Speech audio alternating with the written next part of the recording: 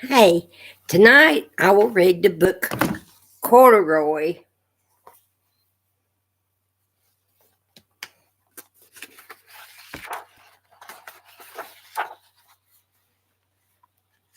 The author and illustrator is Don Freeman.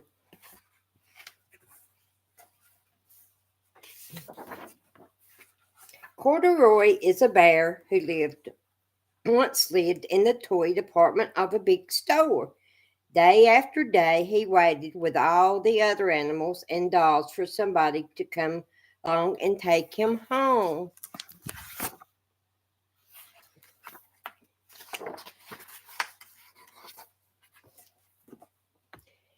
The store was always filled with shoppers buying all sorts of things, but no one ever seemed to want a small bear in green overalls. Then one morning, a little girl stopped and looked straight into Corduroy's bright eyes. "Oh, Mommy, look, there's the very bear I've always wanted." "Not today," her mother sighed. "I've spent too much already. Besides, he doesn't look new. He's lost a button to one of his shoulder straps."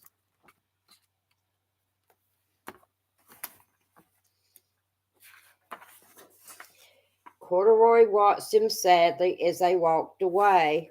"I didn't know I'd lost a button," he said to himself. "Tonight I'll go see if I can find it."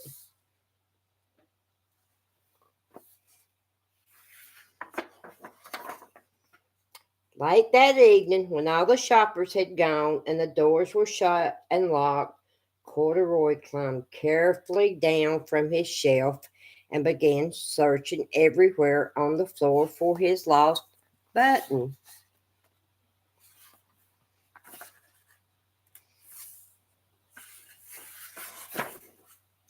Suddenly, he felt the floor moving under him. Quite by accident, he had stepped on to an escalator and up he went. Could this be a mountain, he wondered? "I think I've always wanted to climb a mountain."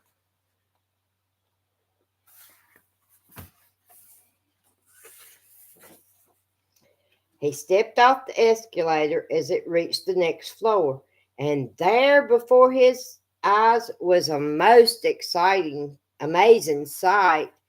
Tables and chairs and lamps and sofas and rows of beds. "This must be a palace," Corroy gasped.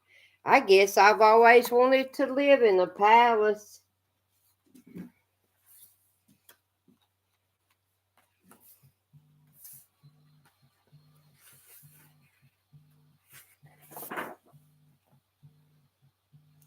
He wandered around admiring the furniture. "This must be a bed," he said. "I've always wanted to sleep in a bed." And he crawled onto a large, thick mattress. All at once he saw something small and round. "Why, here's my button," he cried, and he tried to pick it up. But like all the other buttons on the mattress, it was tied down tight.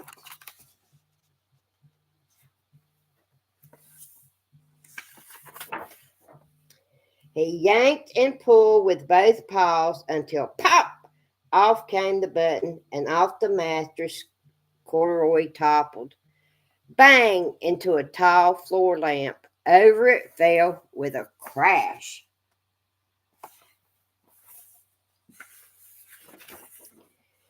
Corduroy didn't know it, but there was someone else awake in the store. The night watchman was going his rounds on the floor above when he heard the crash.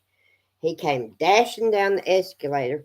"Now, who in the world did that?" he exclaimed. "Somebody must be hiding around here."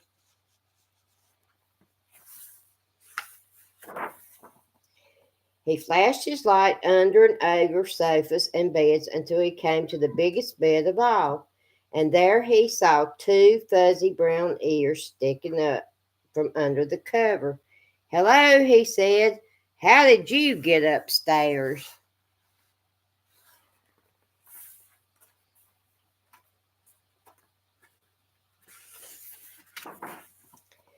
The watchman tucked Corduroy under his arm and carried him down the escalator and set him on the shelf in the toy department with the other animals and dolls.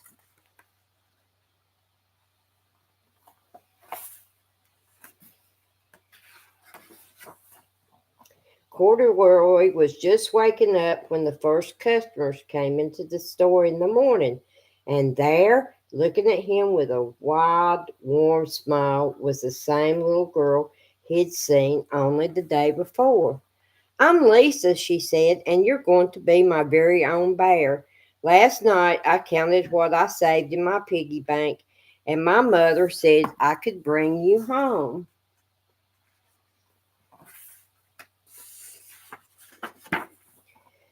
"Shall I put him in a box for you?" the saleslady asked. "Oh, no, thank you," Lisa answered, and she carried Corduroy home in her arms.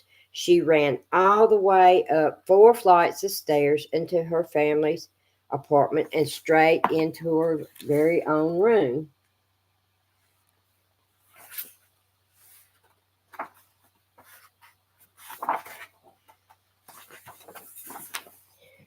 Corduroy blinked. There was a chair and a chest of drawers, and alongside a girl-sized bed stood a bed just the right size for him.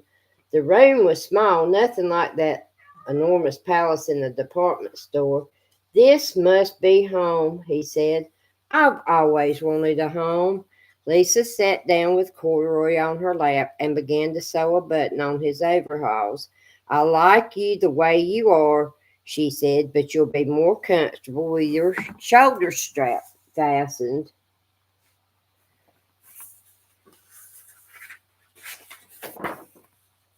"You must be a friend," said Corduroy, "and I've always wanted a friend."